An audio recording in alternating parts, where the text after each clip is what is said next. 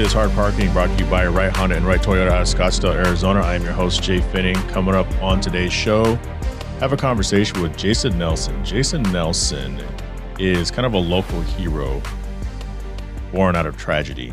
2014, he was kind of minding his own business as a landlord, and something horrible happened. Ended up with burns on 80% of his body. We'll get into the details. I don't want to spoil the story, but it's an amazing one. And I met him through the car scene. And it's amazing for non-car people. First off, most people are car people. They just don't realize it. But almost every meaningful relationship that I have in my current life, and I'm pretty good at keeping relationships, but almost everyone that I've established over the last 9 years has come because of cars in some way, shape, or form. You meet somebody at Cars and Coffee. You meet somebody at a charity event. You meet somebody at some car show or something else, and you become friends. You get to learn about them, maybe do business with them, get inspired by them. Maybe you inspire them. But it's an amazing thing. And I've said this before and I'll say it again. I think in life you meet people one of three ways. You meet them at school at some point, whether it's elementary school growing up, or you meet them at work, or you meet them through hobby. Now, we're talking dating. Now there's dating apps and all that kind of stuff. But just in general, those are really the three ways you meet people in life. Any one of those three ways, I guess there's a random way, but typically some of your best relationships are going to come as a result of one of those three things. So I'm having a conversation with Mr. Daryl Hills, which Daryl, if you're listening to this, you are overdue. We need to schedule it. But Daryl, we were at Barrett Jackson having small talk. And he told me a story that he had bought a McLaren. Daryl did. And we were at the McLaren. He was telling me a story because the McLaren has a huge bulkhead, I think it's called bulkhead, bolster. This giant thing you have to step over to get into the car. I would just sit on the car and rotate and put my feet in the car. But this giant thing you have to sit on to get in the car. And he was telling me a story. One day he was at I forgot where Daryl was at. Some car event somewhere significant. Maybe it was Barrett Jackson years ago. And he saw some guy getting out of the car. Crazy. And he called him out. It's like, hey, I forgot. I'm paraphrasing here. But basically, you got to learn how to get out of a car. And the guy's like, who are you? And he's like, I'm Daryl Hills. Who are you? And the guy said his name, and the name escapes me. But from that, they ended up talking for a couple hours, and they built a super strong friendship. And Daryl says that guy is one of his best friends to this date. Cars, man. Relationships. It's a thing. Also coming up, a random thought of the week. Special guest is joining me for that. But before all that more, here's a word from me telling you all about 4Wheel Online. Jhae Pfenning here, and I want to tell you guys about 4Wheel Online. For over a decade, 4Wheel Online has been bringing the best truck accessories and truck parts to enhance the appearance and performance of all trucks and SUVs. They are dedicated to providing an extensive range of upgrades that will match any maker model on the road. The truck products cover everything you need to give your truck a custom look and added functionality. And if you need a tire and wheel package, head over and use the configuration tool.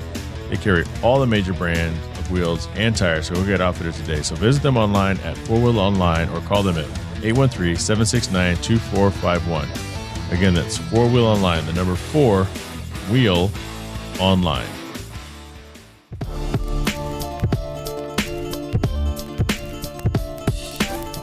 This next guest is brought to you by The Cell Shop, an Arizona-based retailer that strives to be your destination of choice for wireless services. Visit them at Cell Shop US, that's CELSHOP.US. Authorized AT&T retailer, new location opened up in the West Valley. Jason Nelson, welcome to Hard Parking Studio. Great to be here. Glad we finally got it figured out. We've been talking about doing it for a little while, but we have an event coming up. We, as in you, have an event coming up. Yeah. We're going to talk about that a little bit, but know you through cars. Yeah. This is the non-automotive podcast, so we get to talk about whatever we want. Yeah, I like that idea. First and foremost, offered you something to drink. When you came in, you said, no, I was good because you went to Dutch Brothers. Twice today. So that was like a 4-hour round trip? No, I live pretty close to Dutch Brothers, luckily. It's like a 30-minute round trip every time, though. Because of the line? Yeah, and it's even worse at the one I go to. because there's construction in the parking lot now. So the line that used to go a certain direction now goes completely opposite direction. And it's just a madhouse.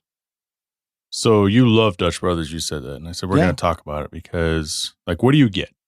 So I usually get, I've got a morning drink and I've got an afternoon drink. So usually morning it's iced, I can't even remember the name of it anymore. Annihilator. What's So the Irish cream, espresso, cream. That's pretty much it. okay. Not too bad. And then No, what do you get in the afternoon? just a tea. And then my wife will get the same drink I got in the morning, but she wants it in the afternoon. So I like it. What can I say? So I'm pretty vocal as I don't understand Dutch Brothers. Like I do, but I don't. And I hate that they call themselves a coffee shop. It's I always said this, it's all about the people that are working there. Okay. And the stickers, right? Aren't they known for giving out stickers? Yeah, it's sticker the first of every month is sticker day, which I try to avoid because the line's extra long then. Yeah.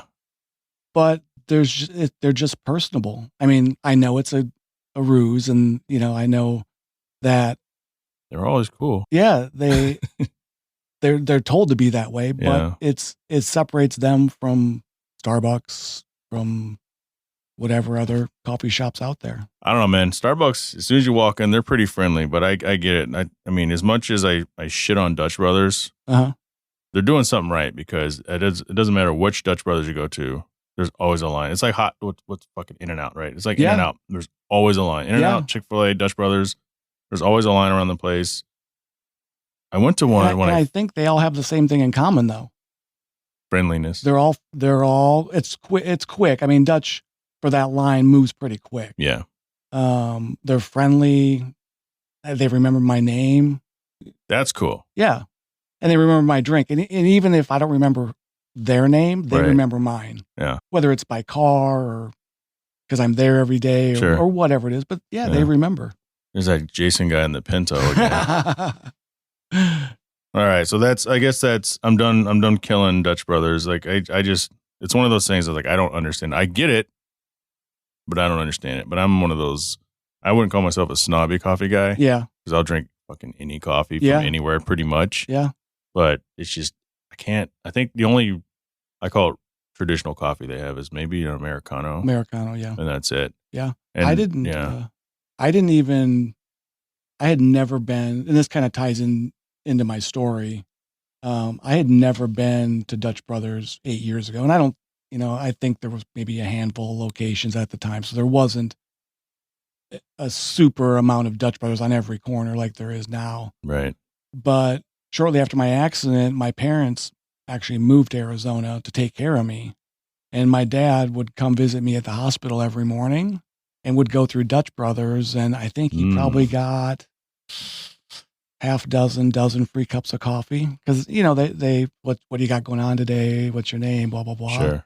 So my dad tells them, well, my son's in the hospital.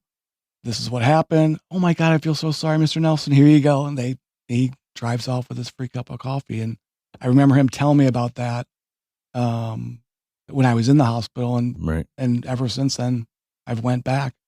No, I get it, man. It's not just the Dutch Brothers. It's a story. It's more. It's deeper. Yeah. They remember the funny thing is they remember the smallest conversations. I'm sure they see hundreds of people a day, but they remember tiny 30-second conversations and they'll bring it up the next time I'm there. You're on the wall. You're on the wall of fame. I guess we can't keep putting it off much longer because if I'm a listener, I'm wondering what the hell happened and what's going on and what's this story. Yeah. But I'm a listener, I know that you're here because we met each other through cars, but there's more to this. Yes, sir. Which there always is, which is why you're here. Kind of walk us through, your involvement with the Arizona Burn Foundation and these cruises that go every year. This year being the Valleywise Health Cruise. Yes. It's funny because like I told you before, we're about a block away from where it all kind of went down and where it all started. And really, I mean, it changed a lot of things for me. Some not so good, some phenomenal. Right. But there's definite change. So 8 years ago, February 9th, so it would have been 2014. That's my birthday. Is it really? Yeah. Well, happy birthday. I need to change my birthday. Continue with the story. Wow. So February 9th, your birthday. I owned a house in Gilbert here, just a rental house. I had the same tenant for probably 4 years.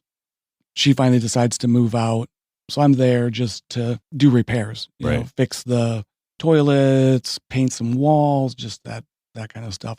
I had been there, this was a Sunday, February 9th was a Sunday. I had been there Friday night. I had been there Saturday during the day. And then Sunday was when it kind of all went down. So about 3:00, I went in the garage to smoke a cigarette.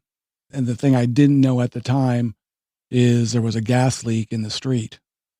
Not even in the house, in the street. So, 20 yards from where I'm standing, there's a pipe that runs down the center of the street that's got two cracks in it that we know this now, but right. At the time. So I went in the garage, I lit the cigarette, and immediately I thought my hair was on fire. Like I had thought I singed my hair and it was on fire at the time. So I'm patting it and I don't know how long it took, but the whole garage basically kind of went up and like a grill does, with a kind of woof. Jesus. With me standing in the middle. I panicked. It was reported that that the explosion blew the garage door out. But what really happened is I actually ran into the garage door trying to escape. Trying to get out. Yeah. Yeah. So I ended up going out the back through the garage into the house, came out the front door, and there was a guy standing there. Like I didn't know who it was. I remember looking down at my hands and they looked like wax, almost like the skin was kind of dripping off. And there's a guy, his name's Mike. There's a guy standing there already on the phone with 911. And I don't know if it's been 30 seconds, 3 minutes. It feels like forever. And he told me a couple of things that happened kind of while we were waiting, but he's standing there with calling 911 and I'm screaming at him and yelling, call my girlfriend. And I'm trying to get her number to him. And he's just, yes, no, talking to whomever on the other line. Next thing I kind of do is I look up. I'm standing in the front yard. I only had a shirt on or shorts on. I didn't have a shirt on. Had my shoes on, but that was about it. Next thing I notice, I look up and there's a ambulance coming down the street. They happened to be just around the corner when the call came in. So I remember them coming down the street and, me basically walking into the ambulance, sitting down. They asked me a few questions and whatever they shot me up with knocked me out. That's kind of where it ends. Right. That day kind of ends for me right there. And I know this stuff now, but I end up getting transported to, and Maricopa Medical Center. It's Valley Wise Health. So it's a little same hospital, different name. End up getting transported there, and I'm unconscious, so I don't even know this is going on. But come to find out, I had an 80% burn. So I was burned from my knees to my ankles and then waist to face. I spent the next 6 weeks in a coma, give or take a week or so. So that got me into March, and I don't really remember a lot until almost the end of April.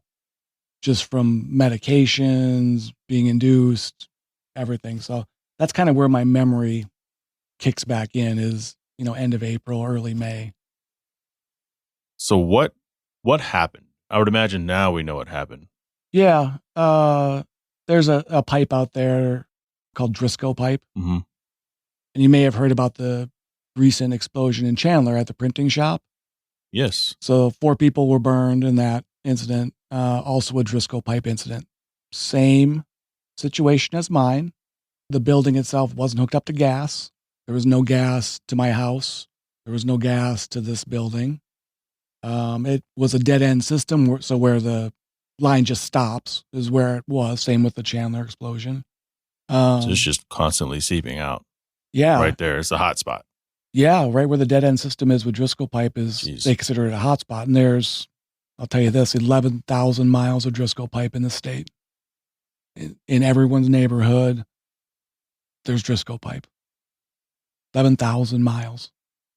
You can't tell that story without people listening and starting to wonder about their area. Like, I'm just like, Jesus. Yeah. I don't know what to tell you about it. It's, Yeah. it is what it is. And there's just that much of it. I think Southwest Gas, in my opinion, has done a good job of recognizing where it's at, but nothing's 100%. So yeah, my house didn't have gas, ran down the street, middle of the street. It actually leaked. We'd estimate from just some of the reports that came out, it probably leaked for 13 months before the explosion actually occurred. And it just, the garage door had been shut for 3 days. Just accumulated in the Just garage. accumulated in the garage. It came up through the slab. Right. And then, the ground kind of sucked the smell out of that Mercan smell, the rotten egg smell. Yep. The ground sucked that smell out. Filtered that shit. Filtered it all out. Jesus. So there was no warning that, hey, you're standing under a natural gas leak that's filling your garage with gas every day. Who was Jason before this? Because I know this Jason sitting in front of me a little bit, and we're going to learn more about this Jason and everything you get involved with. But who were you before all of this? What were you doing? I knew you were a landlord, and I knew you smoked. Yeah, that's about it. So yeah, I worked for T-Mobile for almost 8 years. I was an account manager, so I oversaw, the kind of the franchisees who sold T-Mobile throughout the Southwest. So I covered a pretty big area. I covered Vegas, Arizona, Albuquerque, and El Paso, Texas. So almost 100 stores that I oversaw. And I was a normal guy. I was, dating she's now my wife. I was big into CrossFit at the time. Loved doing the Spartan races and Tough Mudders. Kind of. That's hardcore. Like I tried one of those once, like a little what was it? 5K, which is like 2.5 miles. Yep. Never again. See, I love that stuff. Yeah. I love that stuff. I respect it. I'm like, fuck this. Yeah, I was way, I wouldn't say addicted, but if there was a race in Vegas, I was there. I went to NorCal and did Tahoe, and did a bunch of them. It happened February 8th. I ran the Spartan race in Fountain Hills, and the next day I get blown up. Right. So I was into CrossFit. I was into Spartan races, working. I wasn't really on any certain trajectory. It was just, a normal life, I guess. No drama, no excitement, just living.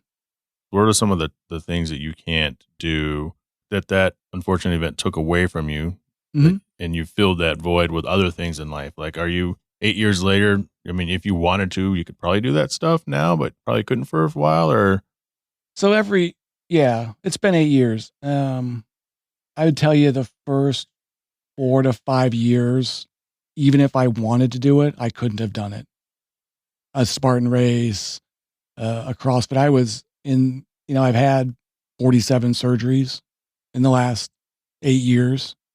So I was doing surgery, fixing stuff on my hands, doing some tendon releases and tendon transfers to give me some functionality back.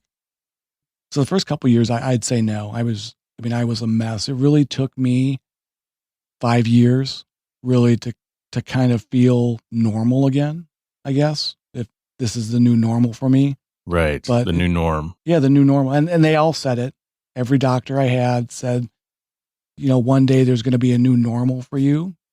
Burn survivors told me all the time, there'd be a new normal. And they're right. It just, mine was 5 years before I felt, the surgeries were over. I wasn't doing surgery anymore. The therapy was done. I was good from a therapy standpoint. I just, I needed some new purpose in life. Sure. And that's kind of where I'm at today. Is there's really a new purpose, kind of a new direction. Everything's new. I don't think most people could ever imagine. You probably couldn't even have imagined at the time. That had to have been tough, especially the first few years. And then at some point, it's like and it's like, fuck this. This is never going to go away. Yeah. Excuse my French. That's actually, I think, Eastern Asian. But, I mean, what kept you going? honestly? It was always, and my wife will tell you this, it was always, and I should say it wasn't always, it changed. It changed over time. Initially in the hospital, it was about my son and being there for him because he was 13 when this occurred. So he's young. His dad about dies. Right. He sees me where I'm at, what kind of shape I'm in, and he doesn't really he's got my parents who moved down here to support me. He's got his mother, but his dad is maybe not going to make it. Right. So that was tough on him. So he was kind of my beacon. My wife will tell you that same thing. He was the beacon of, when they needed something, they would use him against me. That Colin needs this, Colin needs that. Right. So they definitely know how to push me. But I also think, things just kind of kick in, and whether it's just built-in determination or motivation or whatever it is, but it took a while, but it finally kicked in again. And I found that kind of new purpose over the last couple of years. That's helping people. Yeah. And being involved. Because every time I see you at these events, and I see you randomly every once in a while and at these other miscellaneous car events, but you always have another person with you. You always have like another burn survivor with you in a group of people. Yeah. There was people there for me, and it wasn't car rallies. Sure. Yeah. It's different, but they were there when I needed someone to talk to. And I pushed it off for a long time. I told my wife I didn't want to see any burn survivors. And it took me almost, I want to say 12 months before I actually admitted or really let my wife bring another burn survivor around me and even acknowledge that I had been burned. Yeah. I denied it. And even though, you're still can't believe it happened to you. But it took me a while to meet that, and it was beneficial. I didn't necessarily believe what they told me at the time, that there'll be a new normal, it'll happen, this will happen in 2 years, whatever it is. I didn't want to believe any of that. I was a bad patient for a while, but the burn survivors now need that person to step up, and be that kind of guide for them, show them the ropes on what a new life being a burn survivor is. And some people have smaller burns. They're 20, 30%. I was unfortunate. I was an 80% burn. So my life is drastically different. My recovery was longer, but the same things occur along that journey. You get to a point where, I tell people this, time moves super slow. That time from when I woke up in the hospital until I was released felt like years, because it was the same monotony every day. It was dressing change, which I don't even know what to say about dressing change. It's probably one of the worst experiences you could ever go through. Therapy, surgery, dressing change, therapy, surgery, dressing change, and it went on. That's what my life was for a good 8 months. Then you get out of the hospital and I go to rehab to learn how to kind of walk again. I went through voice therapy to get my voice back because I was trach, so I lost most of my voice. Learn how to walk, learn how to eat again, feed myself. I hadn't been feeding myself because my hands were so badly burned. So I learned all that stuff Right. again, and just kind of went from there. And, the following years were surgeries, then 5 years, I kind of found myself again. So what are you doing now? I do a couple different things. It's really around burns and burn injuries, Right. surprisingly. Shocking. Yeah. I know, it's shocking. Plot twist. Yeah. Yeah. But I support 2 different charities, both local here in the Valley. One is the Arizona Burn Foundation, Okay. which is really geared towards burn survivors and prevention of burns in the first place. So they're, usually the first point of contact after someone's burned. So, while the survivors in the hospital getting treated by one of the best burn centers in the country, the Arizona Burn Foundation is there kind of coordinating resources, answering questions. What do you need? Can we help? What can we do for you now? And then the second one is the Valleywise Health Foundation, which is really the hospital in itself Right. with the burn center. Yep.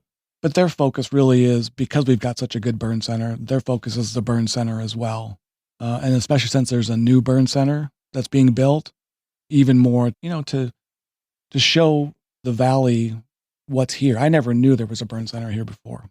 Hadn't the Right. slightest clue. And there's no reason to know it, but to know that we have such a fine burn center here deserves to be recognized. Yeah, 100%. Yeah. I mean, this is an amazing journey.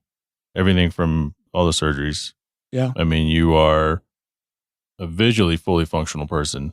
Yeah. Your voice, I wouldn't have known. I just maybe assumed you're always kind of, I wouldn't call you soft spoken. I'm soft spoken. Yeah, but you may have always been soft spoken. I don't know. Always. Yeah, it's inspirational. Thank you. One of those things I always try to involve myself, plugged to One Auto, in getting involved in all sorts of stuff. Mm-hmm. To help people and be present, because I think there's a big chunk of society that we kind of forget about. Yeah. Whether it's the homeless, the hungry, burn victims, Mm-hmm. Other victims of tragedy. And so it's always cool to kind of get to meet people that are out there doing it. And yeah, if it wasn't for the car culture, I wouldn't even know you or the foundation. Of course, I knew it existed because I worked at what is now Valleywise back when it was Maricopa Integrated Health System. I mean, it's remarkable how small the world really is. Yeah. And there's one thing I haven't shared with you, and this will kind of, I think, tells about the resiliency of burn survivors, is we're getting ready to hike Mount Kilimanjaro as a group of burn survivors, really to raise money for the burn center. Right. But really to show that, even though you were burned and things have happened that are, that you didn't plan for, you can still go on to do phenomenal things. And that's what I think climbing Kilimanjaro represents. We've got a burn survivor, and there's stories like mine, and I don't think mine's, I think I'm playing the hand I was dealt. This is what I was meant to do. But there's stories like this every day that come out of Maricopa. We have a 10-year-old that's on our Courage Rising team for Kilimanjaro that was a 45% burn, and she's going to hike Kilimanjaro as a 10-year-old burn survivor. That's crazy. Yeah. That's awesome. Yeah. No more Tough Mudders and Spartans. I mean, we're doing Kilimanjaro. Yeah, this is I've watched enough YouTube videos. I'm not going to lie. I got this. Yeah, no. I've watched enough, and I'm actually nervous to do it, because it's not just hiking Kilimanjaro. It's what it represents. You couldn't quit in the hospital, and I can't quit now.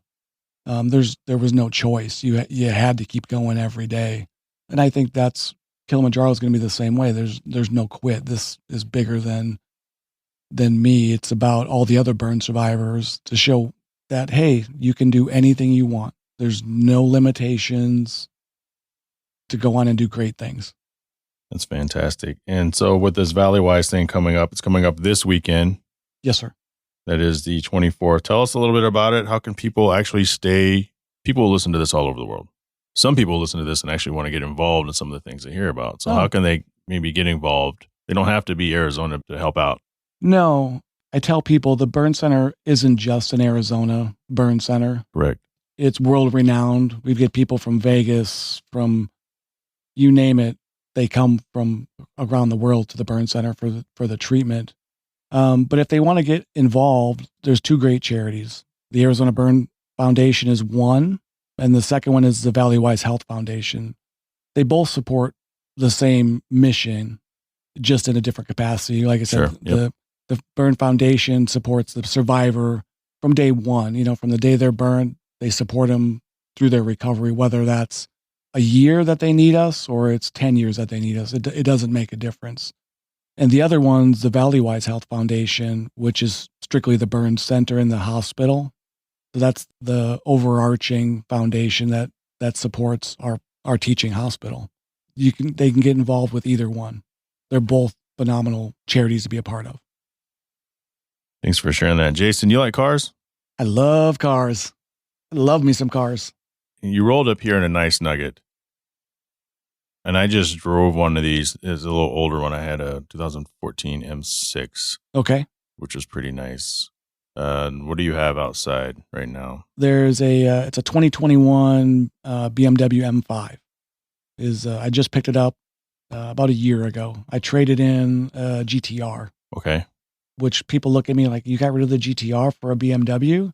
The wife is so much happier. Yeah. Which makes my life so much happier. Right. You know, it was bad enough being burned. I can't have my wife mad at me too. Right. So it's like from both ends. Exactly. So I traded in my GTR for an M5, but you know, I don't think I would trade back.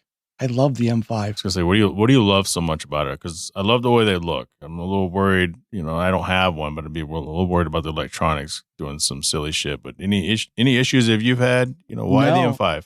You know, I talked to the wife. She has a Tesla. Okay. Loves the car, loves it. And when I talked to her, I was, you know, I'm like, I want an M5 and I wanted the GTR too. I was kind of being selfish. So I tried to convince her that she should trade in the Tesla and get an M5 instead for, you know, just her regular car. She throws a whole wrench in it, says, no, I like the Tesla. So what the wife wants, the wife got. I might edit that out just in case my wife listens to this. Yeah.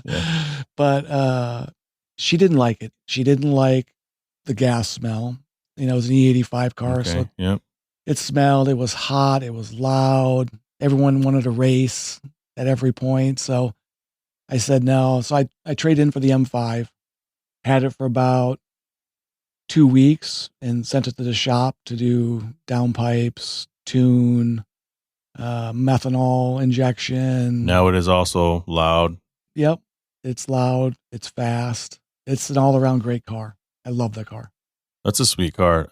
What are some of your favorite cars that are out there? What's a car that Jason Nelson wants in La La Land? In La La Land, I think I would say what everyone else, you know, I don't think what everyone else would say, but LaFerrari's on the list.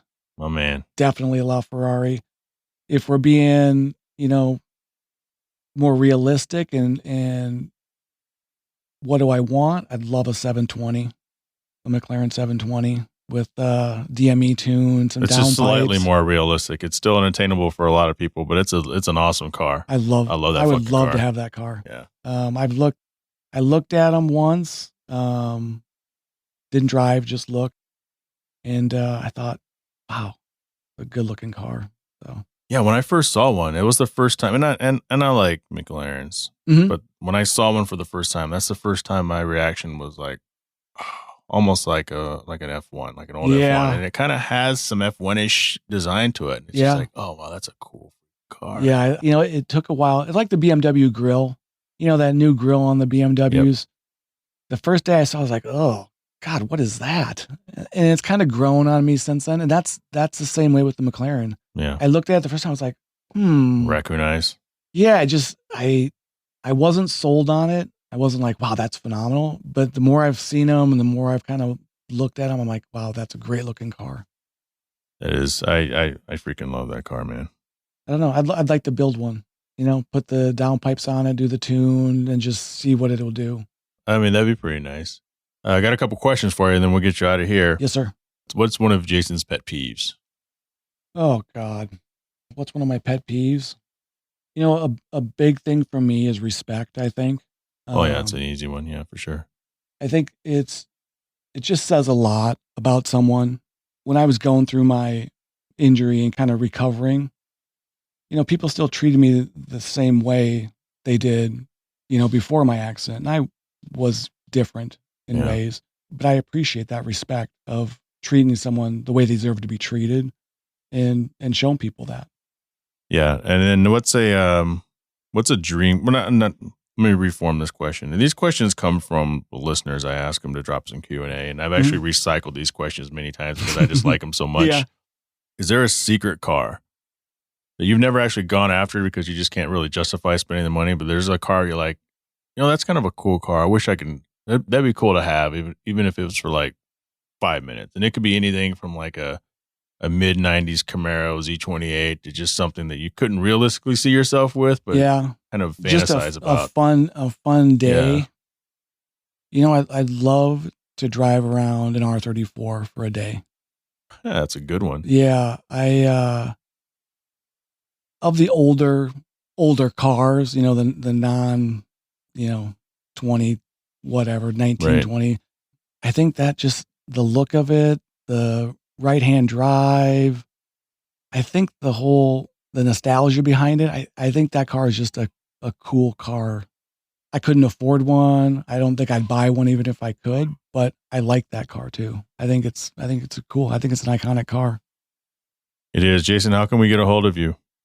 You can get a hold of me a bunch of ways. I'll give you my number. It's 602-570-0565. People can reach out directly to me.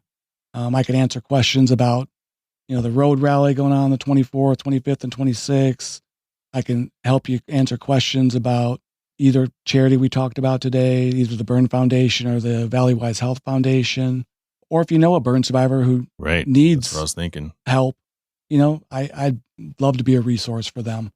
Sometimes they struggle to want to reach out, and that's where, someone who's been through that, a burn injury is unique.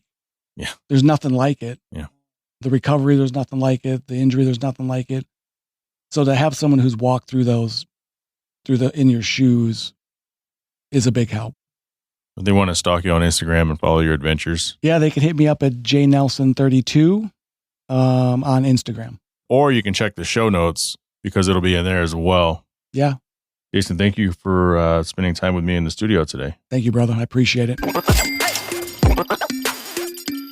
Well, as you guys know, usually I do the random thought. I call it the random thought of the week, or the random thought of the episode, but I don't really do it that often. But what happens is I'm out and about and I'll see something and I'll jot it down to talk about later because it's like, But this week I thought I'd bring Wes Tankersley, co-host of One Drink Wednesday, with me on because I say, hey, do you have a random thought of the week? So we're going to explore that. So I have one and I'm going to share one and Wes is going to share one. So Wes, welcome back for this very short segment. Hey, thanks, man. It's good to be here. Well, good to have you. What is your random thought? And this is a good idea. I mean, just moving forward, you should be like, hey, man, I got a random thought. Yeah, for sure. Yeah, today, so here's kind of what I was doing. It's One Drink Wednesday, right? So I was turning in a liquor store, and as I'm doing it, there's like all these people going down Fairview, which is a busy street here in Boise, and they're just taking their sweet time going in the dip. And I thought a lot about like you and your NSX because you have to do that. And I drive truck everywhere. I'm like, what the hell are these people doing? And a guy in a Pontiac like Grand Prix, like went in, and I swear it took him like 5 whole minutes just to navigate this little swell to get over there. And then by that time, it's like a whole row of cars coming behind it, and I either have to gun it or just wait another 20 minutes. So why? And I kind of know why, but still, it's like. So I've thought about that as well. Was there anything special about the Grand Prix? Like, was it like lowered or anything? No, it was just like a stock Grand Prix. It's kind of like, and I think maybe. You think about like your house, right? So you walk in your house and like the first 2 weeks you live there, like no shoes in the house, right? Yeah. And I feel like some people treat their cars that way because really it is like their second most valuable thing in their pocket, right? Usually they have their house and then they have their car. But you said Grand Prix, so he didn't just get that thing, or she. No, exactly, because I think they're gone, right? They don't make them anymore, do they? Right. Well, I don't think Pontiac's a thing anymore. Yeah. Yeah, Pontiac's gone. Yeah, I see that, and I always wonder because you're right. When I had the NSX, you slow down because the car was lowered, which means everything underneath the car is lower to the ground. And there's times where even if I'm by myself, if I go too fast, even if I'm not paying attention, it's like bam, yeah, and you're like fuck. You look around, and especially if you're at a car event, and especially those swells that are in parking lots. Sometimes you really have to go slow, or you have to go at an angle. But I see people doing it. Yeah, that car was super low. Like, I mean, it was probably like a dime off the ground. Like it was like maybe a half inch off the ground in the front. It was low. It was taller than that, but the stuff underneath it. Because if you look at a car from the side, it always has shit underneath it. You could see, right, the exhaust manifold and the exhaust kind of tracking the car and whatever else. And you're right. I always wonder because it's always the people who don't have any reason to do that. That do it the most. And so I'm like, what are you doing? Like, I have a lowered car. You have a fucking Ford F-250 and you're going, it's a little crazy example, but I mean, it's kind of like when someone pulls out in front of you, right? Like, okay, so I'm sitting at a turnout and I've been sitting there for a while. Like you get a little more like, I'm going to do this. Right. Yeah. So you get ready to do it. And then when you pull out in front of someone, what do? I just floor it. I'm like, I'm going to get up to speed so that guy doesn't have to slow down. That's what I do. But then there's people who pull out in front of you and just take their sweet ass time. It just drives me crazy. I think I bitched about it on the show once is I was pulling out left across traffic to join, and there was one vehicle coming, and he had 3 other lanes. They could have easily gotten over. Right. And they didn't, so I couldn't pull out. I was like, you son of a bitch. All you had to do was get over because you saw me coming, and you decided to be an asshole and stay on the inside lane, which is the lane I'm supposed to turn into. Right. It reminds me of an episode that you had before. What was that one? Slow or move over? Oh, it's yeah, kind of like that, traffic. right? Please move right. But in addition to that, like when you see a ramp, like you said, like there's an on-ramp, right? So we're coming on, we're going to get on. And there's 3 open lanes to the side. Get over one so that the person who can merge. It's crazy. 100% on that. My random thought. So I was out having dinner with Yvette and my friend Jhae and his wife Leo. So it's 4 of us. You do a double date thing. You sit down at the table, nicer restaurant, Bourbon and Bones, and you have your. Sounds like a good place. It's a good. It's expensive. It's a good place. Yeah. It's expensive. It's not. It's good. But it's got bourbon and it's got bones, right? But the thing is this trick I do. I always look on the menu and I try to find something that kind of has its like a price range. That kind of dictates the rest of the I know exactly what you're talking about. Right. So if you're like, okay, I want a filet, and it's if it's an 11-ounce filet and they want $65 for it, then it's overpriced. Right. It should be $47 or less depending on where you're at. Yep. And same thing with the liquor. You go and you say, okay, where's Blanton's? Blanton's should be 12 to 16. Oh, it's 22. This place is overpriced. Yep. But we're sitting down and you have the water glass, you have the giant wine glass, you have your silverware, you have your little starter plate. I just call it starter plate. I don't know what's called. But as soon as they start bringing drinks to the table, it gets really crowded. Right. So my random thought is these tables are never, like they always overcrowd these tables. Right. So if you're going to sit 4 people at a table, the table or a booth, that booth needs to be deep enough to where. I don't know if your kids were ever young enough to like be in when you may have had them when they were like in strollers, but like I'm realizing this with my son. It's like we go in a place, same type of thing. It's like now we got a stroller. Yeah. No room. Yeah, there's no room. Yeah. Whether you're having breakfast, whether you're having lunch, whether you're having a nice dinner, especially the steakhouses, they're the worst. There's no freaking room. So then we have these menus, and the menus they're not the foldable kind. They're the big flat sheet of menu, but it's mounted on like a flat piece of wood. Oh. And it weighs like 3 pounds. So then between the drink menu of like all the spirits, the wine menu, the regular menu, the water glass, whatever your drinking glass, and the wine glass, because you plan on having wine for dinner eventually, and then the 2 appetizers and the bread, there's no fucking room. Like we seriously I had my menu on my lap.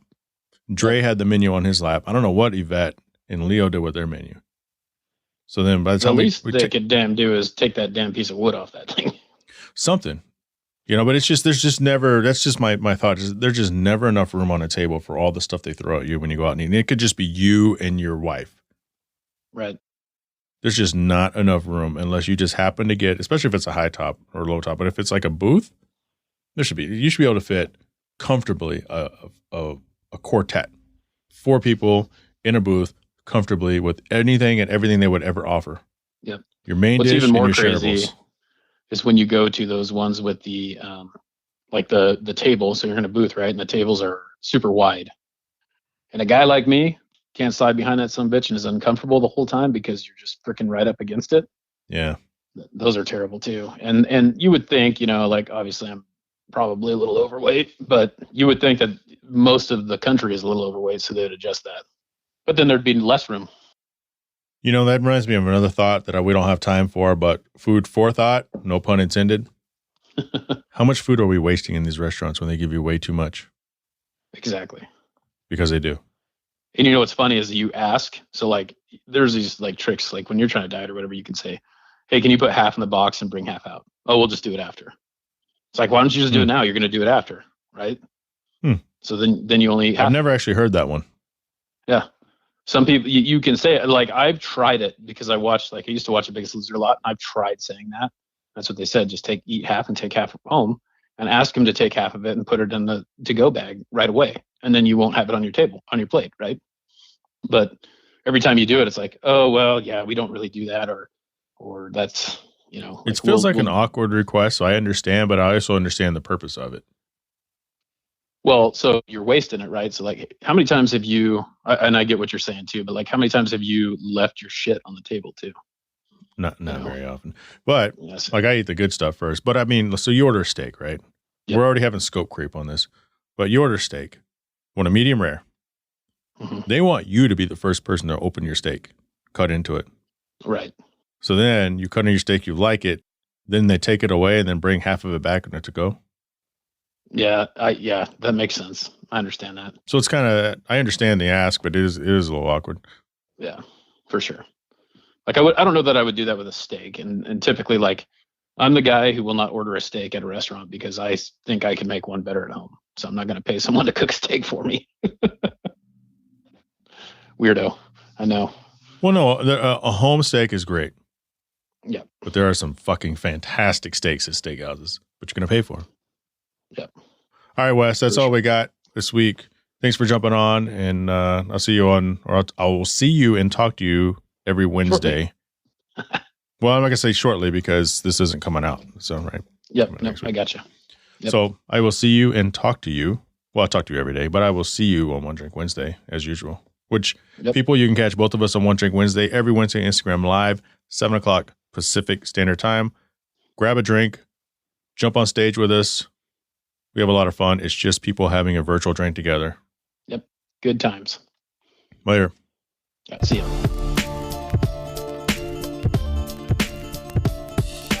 I want to thank Jason Nelson for coming on. Again, a fantastic story, burn survivor. You can follow his story, follow him on Instagram, J Nelson.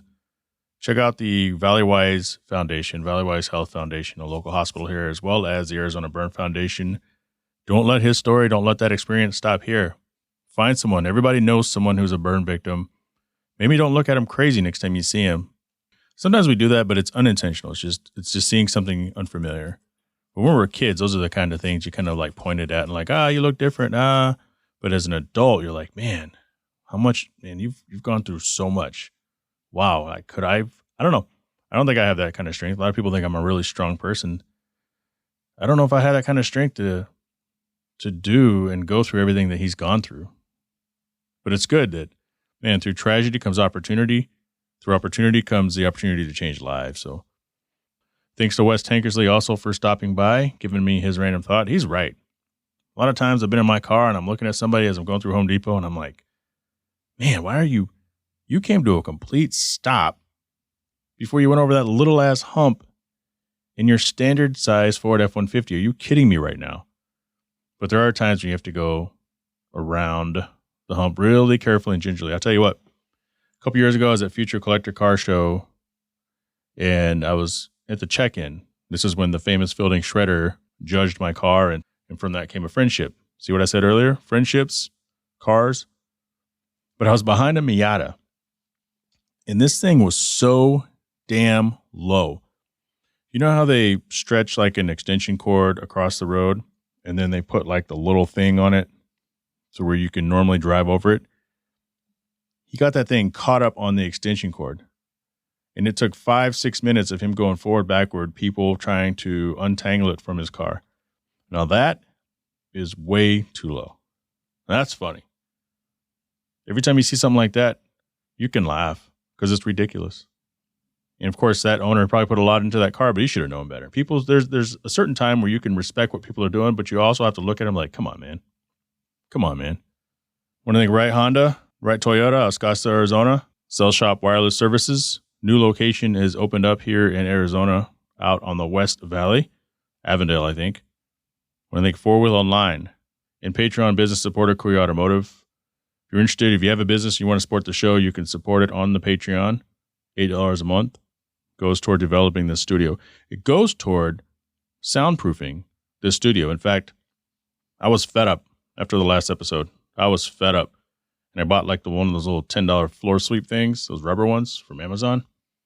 and I cut it to fit, and I got the little seal for the top of the door. Didn't get the side ones yet, but even that made a big difference.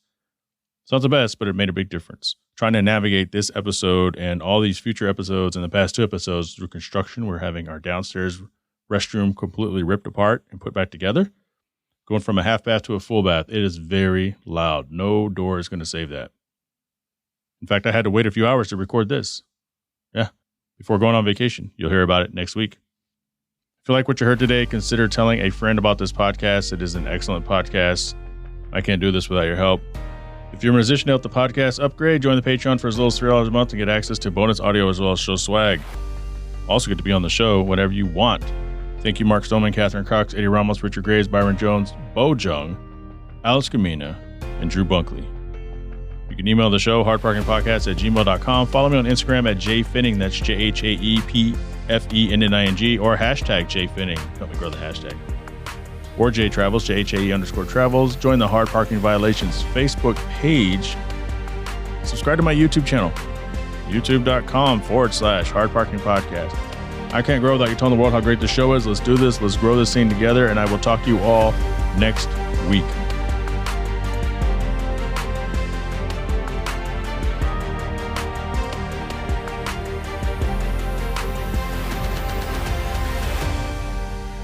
A beater. Shut up!